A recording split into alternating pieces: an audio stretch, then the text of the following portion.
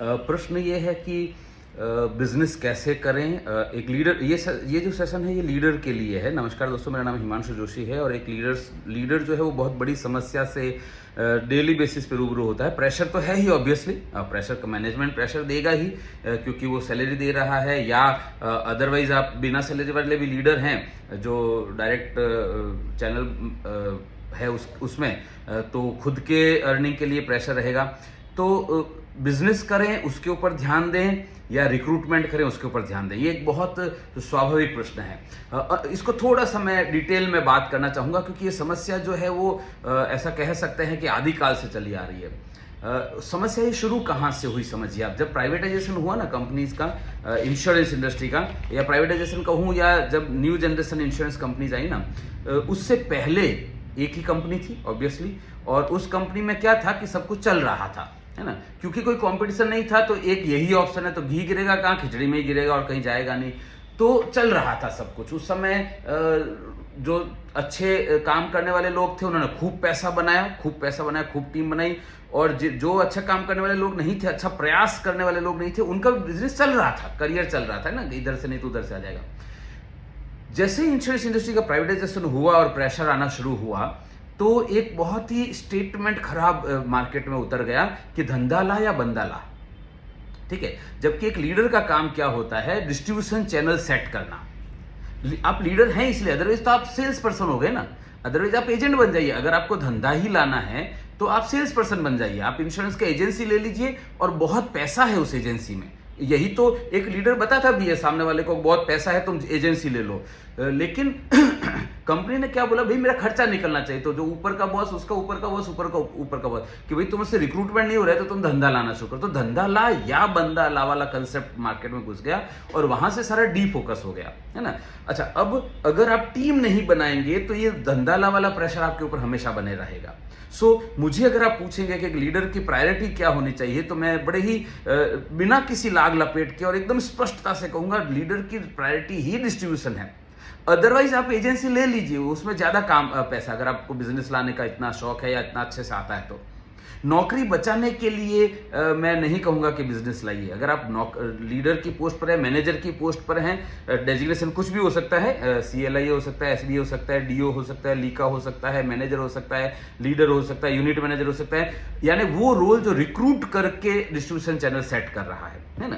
पहली चीज ये क्लियर कर लीजिए कि रोल क्या है। रोल है रिक्रूटमेंट, रोल बिजनेस लाना नहीं है, बिजनेस उन लोगों के माध्यम से लाना है। पर क्योंकि बंदा नहीं है हमारे पास, इसलिए उनके माध्यम से बिजनेस आ नहीं रहा है, इसलिए हम बिजनेस पे लग जाते हैं। Point number 1। पॉइंट नंबर 2, अच्छा चलो ऐसी सिचुएशन है भी, अब हम ये मान लेते हैं, रिक्रूटमेंट की हम अलग से बहुत सारे वीडियो में चर्चा कर चुके हैं। इस स्पेसिफिक समस्या की बात करें तो बिजनेस अगर लाना ही है हमें तो उसमें से भी रिक्रूटमेंट हो सकता है। कैसे, देखिए समझ मैं आपको बताऊं बड़े ही दिल से कि जब व्यक्ति इंश्योरेंस बेचने के लिए जा रहा है, अच्छा आप नहीं, कोई भी इंश्योरेंस एडवाइजर इंश्योरेंस बेचने के लिए जा रहा है, तो जो 3 सबसे बड़े ऑब्जेक्शन आते हैं, 3 जो मेन ऑब्जेक्शन आते हैं, उसमें सबसे पहला ऑब्जेक्शन क्या आता है, मेरे पास पैसा नहीं है, ठीक है, मेरे पास मुझे जरूरत नहीं है और मेरे पास टाइम नहीं है। No money, no need and no time.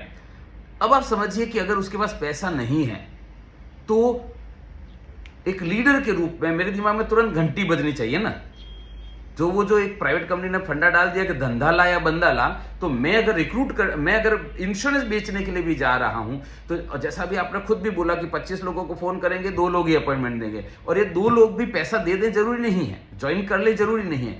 तो अगर उस व्यक्ति के पास पैसा है तो हम एक पिच क्रिएट कर सकते हैं, जो मेरे वीडियोस में मैंने बहुत सारी बताई है, एक पिच पोजीशन कर सकते हैं कि भाई इन्वेस्टमेंट करे। और अगर वास्तव में उसके पास जेन्युइनली पैसा नहीं है तो एजेंसी का करियर तुरंत पिच कर दिया जाना चाहिए, है ना। यानी आप खाली हाथ तो आ ही नहीं सकते ना वहां से, या तो आप वहां पर इन्वेस्टमेंट पिच करके आइए, इंश्योरेंस पिच करके आइए, सेविंग पिच करके, और या फिर करियर पिच करके आइए। खाली हाथ नहीं आ सकते वहां से, तो संभावना बन जाती है। भाई तुम्हारे पास पैसा नहीं है ना, कोई अच्छा आप बोलेंगे लेकिन सर वो करियर में भी इंटरेस्टेड नहीं है, करियर तो फिर आपको ही समझना पड़ेगा करियर कैसे पिच किया जाता है ना। जौहरी पार्ट 1, 2, 3 में मैंने विस्तार से इसके बारे में चर्चा की है। हिमांशु जोशी रिक्रूटमेंट करके जो चैनल है मेरा यूट्यूब पे, उसमें मैंने बहुत विस्तार से अलग अलग पिचेस बताई है। लेकिन मैं आपको यहां पर इस वीडियो में एक और चीज बताता हूं।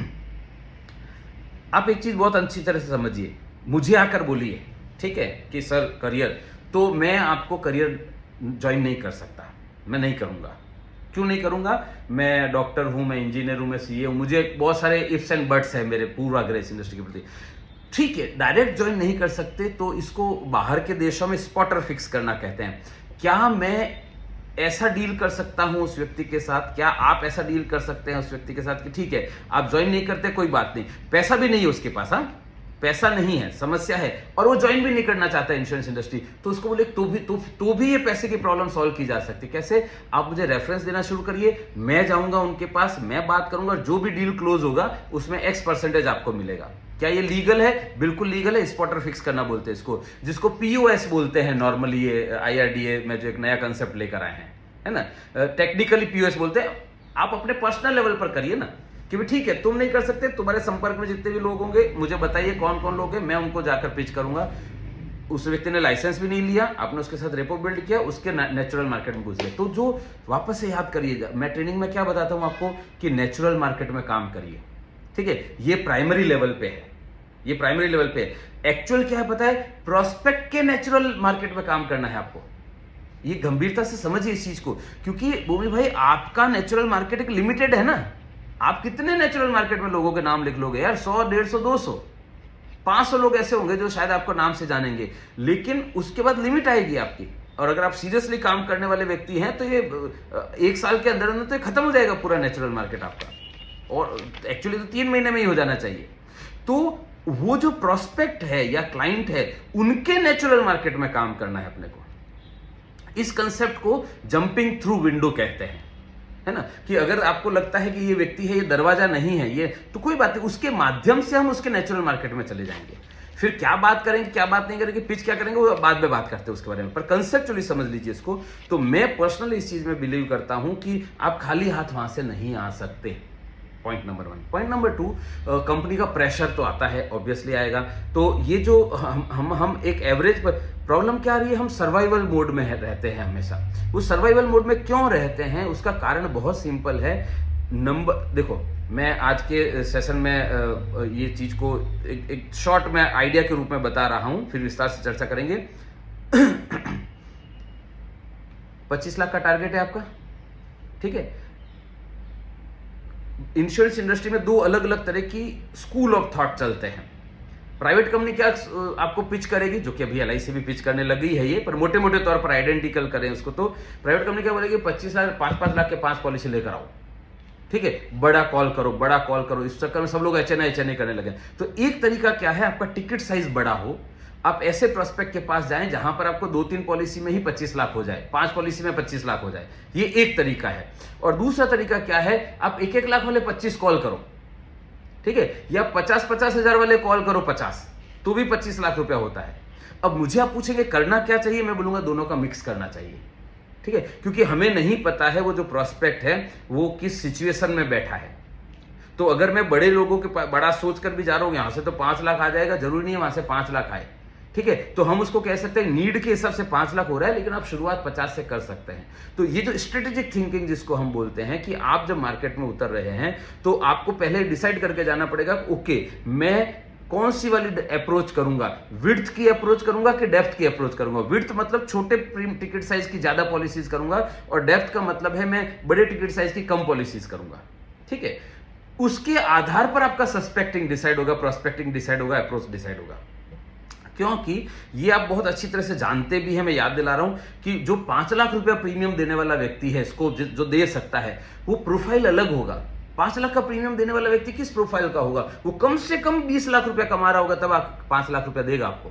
ऐसा नहीं है कि 10 लाख कमाने वाला 5 लाख आपको दे देगा, या साल का 7 लाख कमाने वाला 5 लाख आपको दे देगा, ऐसा नहीं होने वाला है। कम से कम 20 लाख रुपया जो कमा रहा है, 20 लाख रुपया जो कमा रहा है, वो प्रोफाइल अलग होगा, उसको अप्रोच करने का तरीका अलग होगा, उस व्यक्ति से जो पिच यूज करेंगे वो टोटली अलग होगी, कंपेरेटिव टू जो 10,000, 15,000, 20,000, 25,000 वाला आएगा, ठीक है। सो मैं आपको जब रिक्रूटमेंट के, जब टीम बनाने के रेफरेंस में जब बात करूंगा, तो मैं बात करूंगा कि आपकी टीम में भी ये डिस्ट्रीब्यूशन होना चाहिए कि कौन लोग जो हैं वो बड़े मार्केट वाले में एंटर करेंगे, और कौन लोग जो हैं वो जो मेरा रिटेल बिजनेस करेंगे।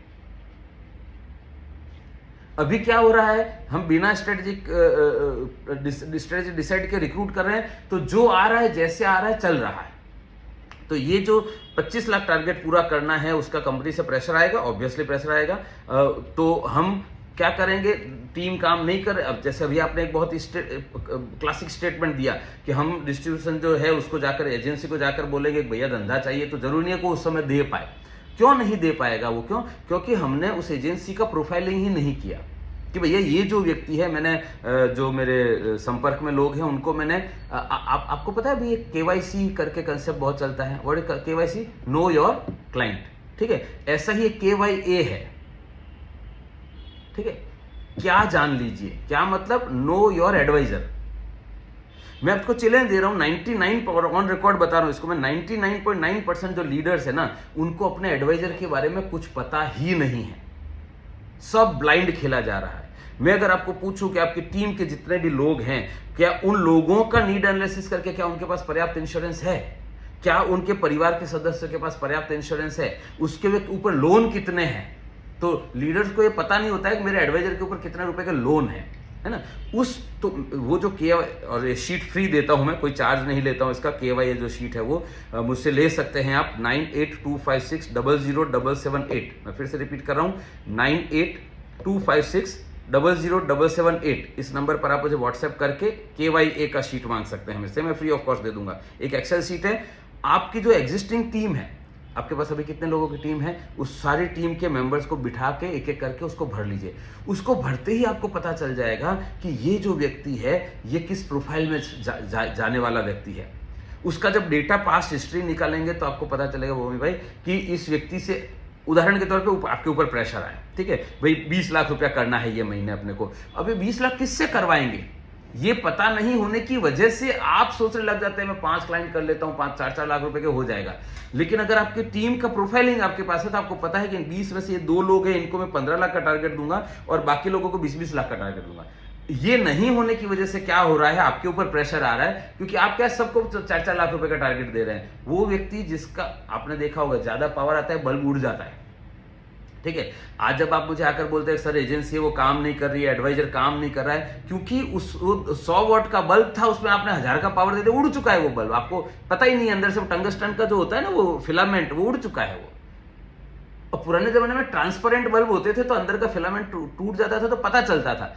अभी व्हाइट कोटेड आते हैं, अंदर पता ही नहीं चल रहा है कि वो टूटा हुआ है कि क्या है। हम सोच रहे थे पीछे से पावर नहीं आ रहा है, पीछे से पावर का प्रॉब्लम नहीं है, प्रॉब्लम है कि उसका उड़ चुका है।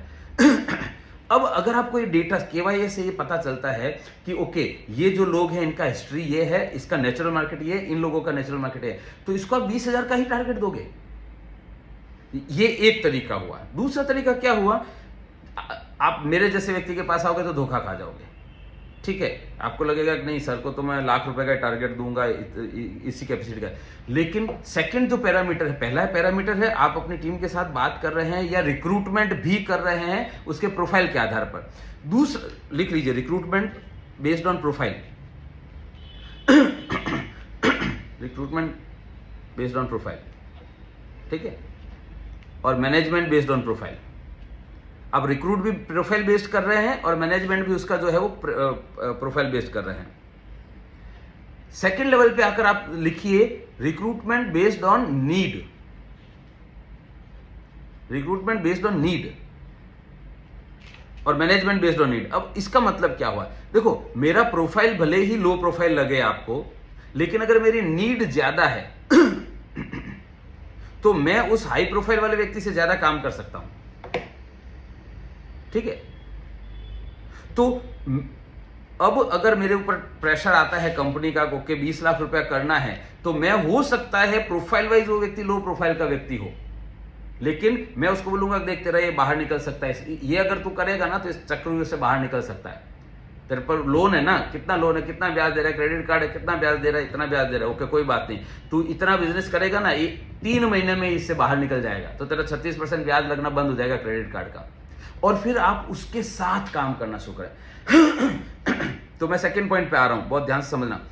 मैं वो भी आपको ये सजेस्ट करूंगा एक ट्रेनर के रूप में कि आप जो भी ज्वाइंट कॉल कर, जो भी प्रेशर आया आपके ऊपर के धंधा लाया बंदा ला, आप धंधे का कॉल भी बंदे के साथ करिए। जिसको जॉइंट कॉल कहते हैं अपन नॉर्मली, ठीक है, वो जॉइंट कॉल करना शुरू करिए उसके साथ। इससे क्या होगा, वो व्यक्ति बिल्ड होगा। 3 महीने आपने जॉइंट कॉल कर लिए, चलो ठीक है, बिजनेस आ गया, है ना, उसके बाद धीरे धीरे वो व्यक्ति इंडिपेंडेंट होने लगेगा। तो मैं पर्सनली इस चीज में बिलीव करता हूँ। मैं जब क्लासरूम सेशन लेता हूँ तब भी बोलता हूँ, मैं आपको भी अभी बोलता हूँ। कितने साल हो गए आपको टोटल इंश्योरेंस इंडस्ट्री में? 20 साल हो गए। और मैं जो भी वीडियो देख रहे हैं उनको भी बोलता हूँ, 20 साल अगर आपको हो गए हैं वो भी भाई, और अगर आप एक व्यक्ति को पकड़ लेते कि इस साल में इसी को तैयार करूंगा ठोक पीट के, मार मचड़ के, सुबह 6 बजे पहुंच जाऊंगा उसके यहाँ के, चल जॉगिंग करने चलते हैं यार, ठीक है, फिर उसी के साथ मैं नाश्ता भी करूंगा सेव उसड़ का, उसको घर छोड़ दूंगा, फिर बोलूंगा तो नहा धो के तैयार रहे, अपन फिर बाहर जाएंगे। कहाँ जाएंगे? बोले कहीं भी जाएंगे, हम कमाटी बाग जाकर बैठ जाएंगे, लेकिन बाहर निकलेंगे। अगर आपने 1 साल उस व्यक्ति के पीछे, जैसे चाणक्य ने कैसे पकड़ लिया था चंद्रगुप्त को और फिर उसको तैयार कर दिया, अब मैं ये कह रहा हूं कि आपको चंद्रगुप्त तैयार नहीं करना है। आप में अगर क्षमता है, सुनना बहुत ध्यान से, मैं बुरा लगने वाला स्टेटमेंट बोल रहा हूं, आप में अगर वास्तव में लीडरशिप की क्षमता है, मैनेज करने की क्षमता है, आपने 1 साल में 1 चंद्रगुप्त तैयार किया होता ना, तो आज 20 साल में 20 लोग होते आपके पास, ठीक है। और आप मुझे अगर ये बोलेंगे कि अरे सर लेकिन ऐसे तो लोग ही नहीं मिलते, तो भैया आप छोड़ दो इस इंडस्ट्री को, ठीक है। बारिश का अभी बड़ौदा में बाढ़ आई थी, 50-50 रुपए की दूध की थैली बिकी थी, 24 रुपए वाली थैली, ठीक है। सब्जियों के भाव आसमान पे थे। अपन हर बार इस तरह का ही धंधा करेंगे इमरजेंसी वाला, और फिर भी बहुत पैसा कमा लोगे, डबल कमा लोगे, ठीक है। जब रमजान का महीना आएगा, नवरात्रि का महीना आएगा, आपको पता है फ्रूट्स की रेट बढ़ जाती है, हम पहले स्टॉक कर लेंगे, रमजान और नवरात्रि पे फ्रूट बेचेंगे दबा के ब्लैक में, और खूब पैसा कमा लेंगे। अब समझ में आ रही मैं क्या कह रहा हूं? आपने अगर 1 साल में 1 बंदा तैयार कर लिया होता, जो साल का अगर, अब महीने का अगर 1 लाख रुपया तैयार प्रीमियम लाता, तो 20 लाख तो आपके आने चाहिए थे। तो फिर आईने के सामने खड़े होकर विचार करना पड़े, तो फिर 20 साल किया क्या हमने? अच्छा, इन 20 सालों में मैं आपको सुनना, हर साल 20 लोगों की बात नहीं कर रहा हूं, आप हर साल 20 लोग रिक्रूट करते, पर उसमें से एक व्यक्ति को चुन लेते। और इसीलिए मैं कहता हूं रिक्रूटमेंट एंड सिलेक्शन होता है। हम लोग क्या गलती करते हैं, सिलेक्ट करते हैं और फिर रिक्रूट करते हैं। नो, रिक्रूट कर लिए, आपको नहीं पता है कौन कामली निकलेगा, कौन सचिन निकलेगा। आप रिक्रूट करिए और फिर उसमें से देखिए कौन व्यक्ति है जिसमें करंट है। शुरुआत के 6 जॉइंट कॉल करेंगे, इस विषय पर मैं ऑलरेडी वीडियो बना चुका हूं, देख लेना। शुरुआत में जब 6 जॉइंट कॉल करेंगे, आपको पता चल जाएगा किस व्यक्ति में दम है ना। सो 1 साल तो, अब आप बोलेंगे सर अभी तो 20 साल चले गए, स्ट्रेटेजी तो अभी भी वही है ना। तो अब आप आगे आने वाले, अब टाइम भी नहीं है अपने पास, कोई बात नहीं, अब आप आगे आने वाले 6 महीने में, ये मेरा स्ट्रेटेजी बता रहा हूं मैं आपको, पॉइंट नंबर 2 का कंक्लूजन, आप आगे आने वाले 6 महीने में भूमि भाई, मेरा पर्सनल रिकमेंडेशन है कि 1 महीने में 1 आदमी तैयार करूंगा, इसके ऊपर लग जाइए। 1 महीने में 1 आदमी, 30 दिन तक। रूल क्या कहता है, अगर 21 दिन तक अगर आपने कोई काम किया ना, तो उसकी हैबिट बन जाती है। मैं तो 7 दिन और बोनस में दे रहा हूं आपको। आप 30 दिन एक ही व्यक्ति को पकड़ना, उसको टीम मीटिंग कर लीजिए, रिक्रूटमेंट भी आ जाएगा इसमें, टीम मीटिंग कर लीजिए, ओके कौन इंटरेस्टेड है, मैं उसके साथ काम करूंगा, सुबह 6 बजे उसके पास पहुंचे, जॉगिंग भी साथ में ही करेंगे अब तो, और रात को भी मैं ही छोड़ूंगा तेरे को, तो चिंता ही मत कर, है ना, तेरी गाड़ी का पेट्रोल खर्च ही नहीं करने का। 1 महीने में उसको ट्रैक पे ले आए अपन। अदरवाइज क्या होता है, हाँ भैया आज कॉल, हाँ सर कॉल है, मैं कस्टमर ने बोला है आज दूंगा, हाँ शाम तक मैं फोन करता हूँ, 4 बजे तक बता मुझे, हम तू गायब हो गया वो तो। लेकिन कॉल है ना, ठीक है, 1 महीने तक उसको भी लगेगा कि ओके ठीक है, मेरे व्यक्ति जो लीडर है मेरा मुझे सपोर्ट कर रहा है, तैयार कर रहा है मुझे। 6 महीने में 6 लोग तैयार हो जाएंगे। आप महीने के लाख रुपए बोले तो 6 लाख रुपए तो आपका वैसे बेस बन जाएगा। अच्छा, अब जब मैं आपको बोलता हूँ, सुनना मेरी बात बहुत ध्यान से, मैं बहुत जिम्मेदारी के साथ ऑन रिकॉर्ड बोल रहा हूँ। अब जब मैं आपको बोलता हूँ भाई कि 20 साल में आपने 1 साल में 1 व्यक्ति तैयार किया होता, तो आज 20 परफॉर्मर होते हैं आपके पास, स्टार परफॉर्मर। 20 नहीं होते आपके पास, एक्चुअली 50 होते। क्यों होते? क्योंकि जिस लीडर की टीम में 10-15 स्टार परफॉर्मर होने लगते हैं ना, उनको, खरबूजे को देखकर खरबूजा रंग बदलता है, उनसे इंस्पायर होकर वो 10-10 हजार वाले 50-50 हजार तक पहुंच चुके होते हैं, ठीक है। और नए रिक्रूट होने शुरू हो चुके होते हैं, क्योंकि तब आप रिक्रूटमेंट में लोगों को बताते हैं कि देखो भैया 20 साल में मैंने 20 ऐसे लोग तैयार किए हैं जो 20-20 लाख रुपए साल का कमाते हैं। मैं इस साल के लिए एक और व्यक्ति ढूंढ रहा हूं, इंटरेस्ट है? आपकी पूरी पिच ही चेंज हो गई। आप उसको 20 लोगों का फोटो बताते कि देखो ये है। अब मीटिंग करते हैं, 20 लोग मीटिंग 20 लोग ही लेते हैं, सिर्फ आकर रिक्रूटमेंट के बीच में इतना ही बोलते जाकर कि मैं आया था, सर ने मेरे साथ 1 साल काम किया और ये सिचुएशन है आज मेरी, ऑटो मोड में हूं। तो उसमें से बैठे लोग, क्योंकि समझो लोगों के मन में 100 बात की एक बात बता रहा हूं मैं, कोई भी व्यक्ति काम नहीं कर रहा है, ज्वाइन होने के बाद, लाइसेंस लेने के बाद भी काम नहीं कर रहा है, क्यों पता है? उसको लगता है कि मेरे से नहीं होगा, चाहता है वो, ठीक है, जरूरत है उसको, पर उसके, मैं हमेशा कहता हूं, कार्यक्षमता नहीं, इच्छा शक्ति की आवश्यकता होती है। पर उसमें की इच्छा शक्ति जो है ना वो खत्म हो जाती है, क्योंकि कार्यक्षमता डेवलप नहीं होती है उसकी, वो हावी हो जाती है उसके ऊपर। लेकिन जब वो देख रहा होगा कि हाँ और लोगों ने किया है, इसी आदमी के अंडर में किया है, तो वो आपके पीछे, फिर आपको 11 बजे फोन नहीं करना पड़ेगा बेटा आज कितना करेगा, वो आपको फोन करेगा कि सर मेरे ऊपर हाथ रख दो, सर मेरे ऊपर हाथ रख दो सर। तो पूरा पूरा गेम चेंज हो जाएगा, और इसके लिए अब और 20 साल इंतजार करने की जरूरत नहीं है। तो पॉइंट नंबर 2 क्या हुआ, आपने प्रोस्पेक्ट जो अपने टीम है 1 साल में एक की जगह 1 महीने में एक तैयार करने के मूड पे थे। अब बोलेंगे नहीं इतना भी टाइम नहीं है मेरे पास, वेरी गुड। एचआर का रूल ये कहता है कि एक व्यक्ति एट ए टाइम 8 लोगों को प्रॉपरली हैंडल कर सकता है, प्रोडक्टिवली हैंडल कर सकता है, इससे ज्यादा नहीं कर सकता, ठीक है। तो आप 8 लोगों का बैच बना लीजिए इस महीने, कि भाई इस महीने में इन 8 लोगों के साथ काम करूंगा, ठीक है। सो रोज एक कॉल एक व्यक्ति के साथ करूंगा, यानी दिन के 8 कॉल हो गए आपके, आपका भी प्रोडक्टिव दिन रह गया और उनका भी दिन का 1 कॉल हो गया। तो आप 8 लोगों को एट ए टाइम तैयार कर रहे हैं। ये और 3rd लेवल पे ले आया मैं चीज को, पहले साल का 1 था, फिर महीने का 1 हुआ, अभी दिन के 8 हो गए, तो अभी क्या हो गया 30 दिन। अब आप खुद अंदाजा लगा लीजिए, मेरे से ज्यादा अनुभवी आप हैं सेल्स में, अगर आप दिन के 8, बहुत ध्यान से सुनना, अभी आपने एक्सेप्ट भी किया इस चीज को, आप अगर डायल करेंगे नंबर और अपॉइंटमेंट लेंगे ना, दिन के 8 अपॉइंटमेंट नहीं मिलेंगे आपको, ठीक है। कोई टेलीकॉलर आपको दिन के 8 अपॉइंटमेंट नहीं दिला सकती है। लेकिन ये जो एडवाइजर है ना, जिसके साथ आप आज का कॉल करने वाले हो, ये एडवाइजर आपको किस कॉल पे लेकर जाएगा, जहां पर पोटेंशियल होगा, जो, क्योंकि वो उसको जानता है, वो बोलेगा नहीं सर को ले जाऊंगा तो कॉल क्लोज हो जाएगी, तो मैं अच्छी जगह पर लेकर जाऊं, यानी नॉर्मल कॉल के मुकाबले में कई गुना ज्यादा पोटेंशियल कॉल पे ले जाएगा।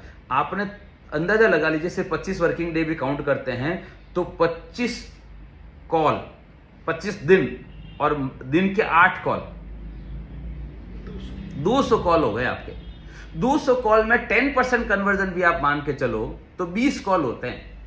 20 कॉल मतलब सीधे सीधे 20 लाख रुपए होता है आपका। और रुको, ये पाइपलाइन बनती है, फिर ऐसा नहीं है कि 20 कॉल हुए तो बाकी के जो 180 कॉल है वो एकदम डंप हो गए, ऐसा नहीं होता है, वो एक साइकिल बनती है। तो 3 महीने होते होते क्या होगा, फ्रेश 20 आ रहा होगा और पूछने वाले फॉलोअप में से 20 आ रहा होगा। इस तरह से जब आप काम स्ट्रेटेजिक प्लानिंग करके करते हैं तो रिजल्ट मिलना शुरू होता है। मैं भी ऐसा ही करता हूं, आप भी जब ऐसा करेंगे, अच्छा सेम चीज का एडवाइजर को भी मैं सजेस्ट करता हूं कि तुम भी ऐसा ही करो। कैसे, एक सेंटेंस में बता देता हूं। मुझे बहुत सारे एडवाइजर बोलते हैं अरे सर किसको कॉल करें, ठीक है कोई बात नहीं, कॉल करने की समस्या है ना, आप कस्टमर को बोलो, आपके एग्जिस्टिंग कस्टमर को बोलो सर आज मुझे आपके रेफरेंस में एक व्यक्ति चाहिए।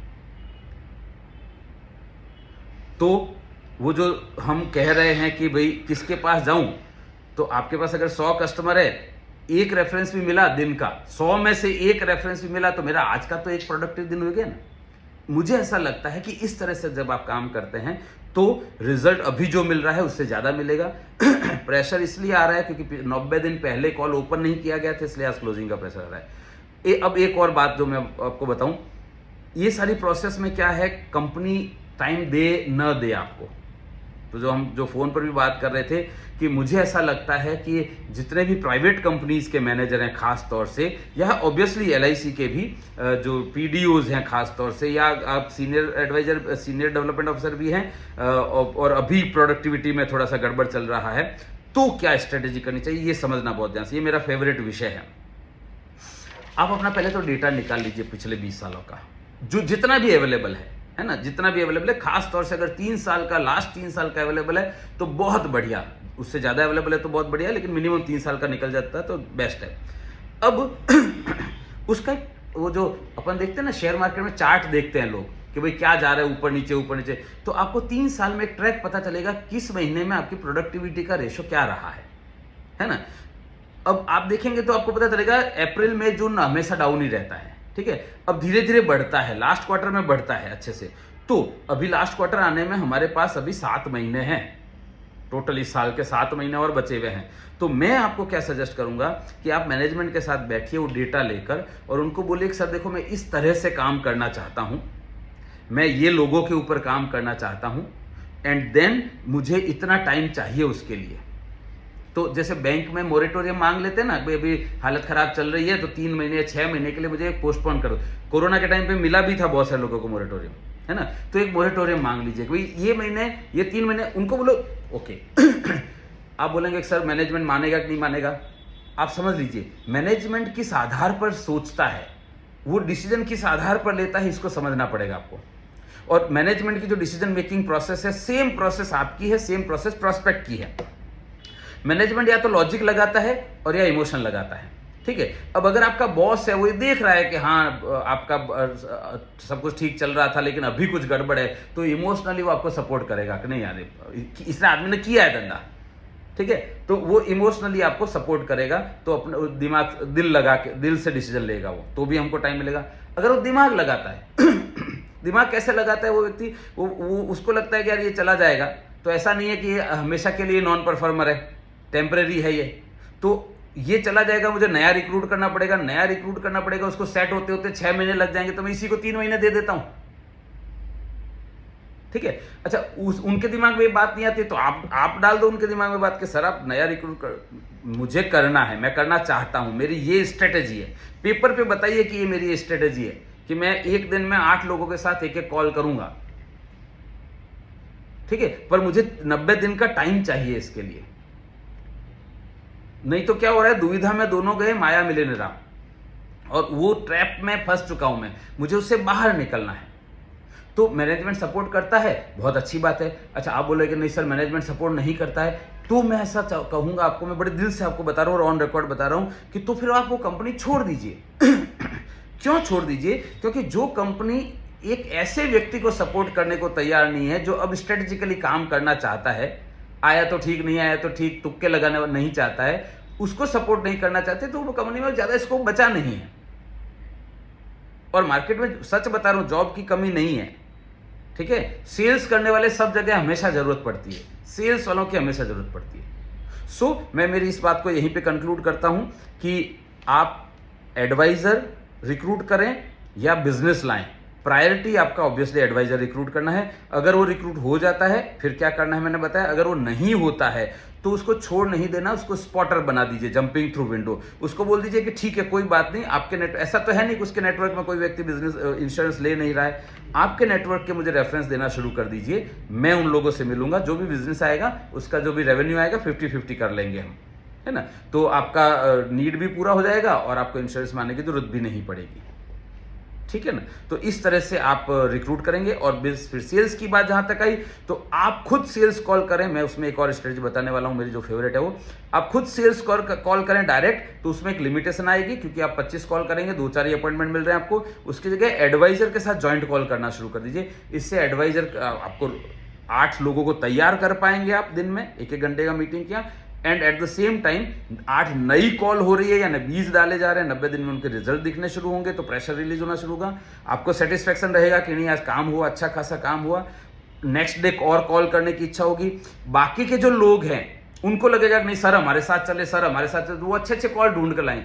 मैं आपको बता रहा हूं, मेरी बात बहुत ध्यान सुना, अगर आपने उन 8 लोगों के साथ कॉल करना शुरू किया है ना, और उनमें से एक कॉल भी क्लोज हो गया ना 1 महीने में, तो अगले महीने 2 से 16 लोग आपकी टीम के तैयार हो जाएंगे आपको ज्वाइंट कॉल पर ले जाने के लिए, पोटेंशियल ढूंढ ढूंढ के कि सर उसके पास बहुत पैसा है, उसके पास चलते हैं। तो आपके, तो ये एक हो गया टीम को तैयार करना। दूसरा क्या हो गया मैं पर्सनली ऐसा मानता हूं, और ये मेरी ब्रह्मास्त्र स्ट्रेटेजी बता रहा हूं मैंने खुद ट्राई टेस्ट किया हुआ है मेरे पहले जॉब से लेकर अब तक, और इसका बहुत गजब रिजल्ट मिलता है। आपका भी तो नेचुरल मार्केट है ना, तो आप अपने नेचुरल मार्केट में जाइए, बात करिए और पॉलिसी लीजिए, ठीक है। आपका अनुभव है, आपको पता है कैसे पॉलिसी देनी है उसको, और ये पॉलिसी लॉगिन अपने नाम पे मत करिए, ठीक है। टीम मीटिंग करिए, टीम मीटिंग करके उनको बोलिए टीम को भाई सैटरडे को शाम को मीटिंग है 6 बजे, और उसमें मेरे पास एक 40,000 रुपए का पॉलिसी है, जो भी व्यक्ति आएगा उस दिन जो भी सबसे ज्यादा प्रीमियम वाला पॉलिसी लेकर आएगा उसको ये पॉलिसी दी जाएगी, सैटरडे तक का टाइम है तुम्हारे पास। तो अगर आप हर हफ्ते एक पॉलिसी भी बेच रहे हैं अपने नेचुरल मार्केट में, उस पॉलिसी को आपने तुरंत बिजनेस में कन्वर्ट कर दिया। ठीक है। दूसरा क्या हो गया, दूसरा ये हो गया कि दूसरी स्ट्रेटजी, आपने पॉलिसी ली 40-50 हजार की, और उसके बाद जरूरी नहीं है कि आप सबसे ज्यादा बिजनेस वाले को दें। आपको लग रहा है कि हाँ ये राम प्रसाद है ना, इसको थोड़ा सा पुश करेंगे ना तो ये निकल पड़ेगा, चल पड़ेगा। अच्छा, कंपनी कंपटीशन भी लॉन्च करती ही है। आपको लगता है, कंपनी बोलती है कि 1 लाख रुपए का प्रीमियम पे ये मिलेगा, तो आप जो इनएक्टिव व्यक्ति है, उस पोटेंशियल है, उसको आप क्या बोलेंगे कि देख 40,000 मेरे पास है, तू 60 ले आ, ये 40 में तेरे को दे दूंगा, तेरा हो जाएगा। तो एक आपने उस 40,000 को 1 लाख में कन्वर्ट कर दिया। ठीक है। या आपको लगता है कि चलो ठीक है, ये व्यक्ति है इमोशनल है, इसको मुझे सपोर्ट करना है, और उसका बच्चे का फीस का टाइम आने वाला है, तो आप उसको क्या बोलोगे, देख मैं तेरे को ये पॉलिसी लॉगिन कर देता हूं, इसमें से जो 12,000 रुपए का प्रीमियम कमीशन आएगा वो तेरे बच्चे की फीस पेमेंट करने में काम लगेगा। ठीक है ना। तो वो इमोशनली बॉन्ड हो गया आपके पास। तो लॉजिक से भी बॉन्डिंग हो रही है, बिजनेस वाइज भी बॉन्डिंग हो रही है, इमोशनल भी बॉन्डिंग। आपने वही 40,000 का प्रीमियम भी बेचा है। ठीक है। नेक्स्ट, इनमें से एक भी टीम मेंबर आपको ये नहीं बोल पाएगा कि मार्केट में पैसा नहीं है, वो आप खुद ला कर दे रहे हो, तो मन में सोचेंगे कि यार हम बोल कैसे सकते हैं, तो खुद पॉलिसी बेच रहे हैं। दूसरा इसका बेनिफिट क्या होगा, उन सबको पता चल जाएगा कि आप उनके भरोसे नहीं बैठे हो, आप तो खुद बेच रहे हो, है ना। तो ये बोलते ना, एक के साधे सब सधे, सब साधे सब जाए। एक चीज को आपने अगर कर लिया तो बाकी सारी चीजें विल फॉल इन लाइन, है ना। सो इस विषय पर इतना ही। फिर अगले सवाल के लिए मैं दूसरा वीडियो बनाता हूं। 9825600778 मेरा नंबर है। मेरा पर्सनली ऐसा मानना है कि एक लीडरशिप मॉडल जो है, यानी आप काम करें, रिक्रूट करें लोगों को, और रिक्रूट करके उस टीम को परफॉर्मर बनाएं, और फिर आप भी आगे बढ़े, टीम भी आगे बढ़े। ये बेहतरीन मॉडल है दुनिया का। सिर्फ इतना सा ध्यान रखना है कि क्या वास्तव में मैनेजमेंट स्किल है आपकी, क्योंकि बेचने के लिए टोटली अलग स्किल चाहिए, और रिक्रूट करना और उनको हैंडल करना, मैनेज करने के लिए टोटली अलग स्किल चाहिए। तो अगर आप में ये स्किल है तो बहुत अच्छा है, उसका इस तरह से इस्तेमाल करिए जैसा मैंने बताया। और अगर नहीं है तो मैं बोल रहा हूं आपको, समय रहते ये काम छोड़ दीजिए, डायरेक्ट वापस सेल्स में आ जाइए, कोई हर्ज नहीं है ना। भगवान श्री कृष्ण रणछोड़ कहलाए, मैदान छोड़ दिया। सारे यादवों ने मना किया था, अगर ये तो बदनामी हो जाएगी। कृष्ण ने बोला बदनामी फालतू चीजें हैं, पहले सर्वाइवल का सवाल है, नहीं तो जरासंध मार डालेगा हमको, सबको खत्म ही हो जाएंगे। तो आपको जो ठीक है, लोगों को दिखाया, कंपनी ने समझाया या प्रेशर किया, या पता नहीं जो भी हुआ होगा उस समय डिसीजन लेते वक्त, अगर आपने सेल्स, प्योर डायरेक्ट सेल्स का काम छोड़कर लीडरशिप मॉडल ले भी लिया है, और अब उसमें स्ट्रगल की सिचुएशन बनी हुई है, तो आप वापस पीछे डायरेक्ट एजेंसी में जाने में हर्ज नहीं है।